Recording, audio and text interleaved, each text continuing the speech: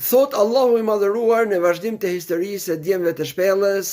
وَلَبِثُوا فِي كَهْفِهِمْ 300 سِنِينَ وَازْدَادُوا 9, që do të thot ata qëndruan në shpellën e tyre 300 vjet dhe shtuan 9 të tjera. Sipas komentuesve të Kuranit, ky ajet bën fjalë për kohën e qëndrimit të djemve në shpellë dhe me të mbyllet historia e tyre dhe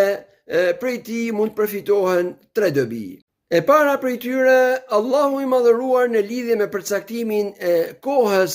që djemt jetuan në atë shpellë, e përmend atë në një mënyrë që tregon për 2 format e llogaritjes së kohës dhe që janë ajo sipas kalendarit hënor dhe tjetra sipas kalendarit diellor.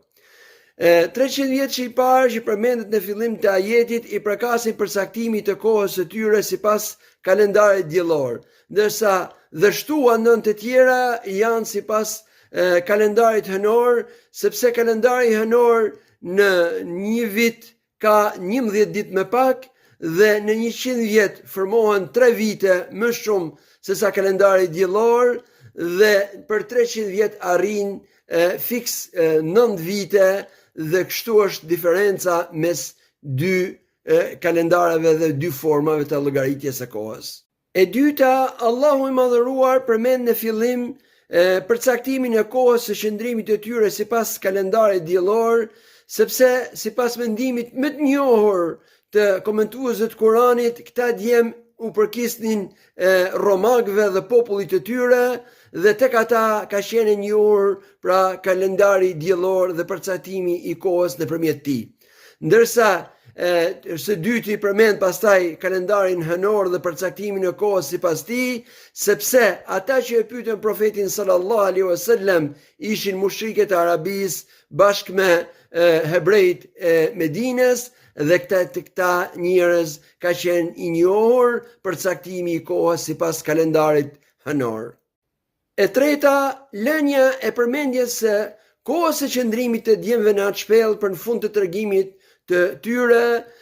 përmban një domethënie të thellë, sikur Allahu madhëruar po i thot njerëzve, kjo histori e cila ishte jashtëzakonshme, a dini ju njerëz se sa qëndruan këta djem në atë shpellë, dhe përgjigjja ishte ata qëndruan 300 vjet dhe shtuan 9 të tjera. Kjo është tregues i madhështisë se mbrojtjes së Allahut madhëruar për robërit e tij të drejtë, për miqtë e tij të sinqertë dhe dashurit e tij, dhe siç i thoshte Allahu madhëruar profetit sallallahu alaihi wasallam në Kur'an, Eleysa Allahu bikafin abada, a nuk mjafton Allahu madhëruar robit e tij, dhe thon komentues të Kuranit, kush e adhuron Allahun e madhëruar dhe i përmbahet urdhrave të tij dhe gjithashtu i ruan kufijt e tij, Allahu i madhëruar ka për të mjaftuar atij në lidhje me çështjet e dynjas, çështjet e ahiretit dhe ka për ta mbrojtur atë nga armiku i tij. Këta njerëz tiranë që i munduan këta djem,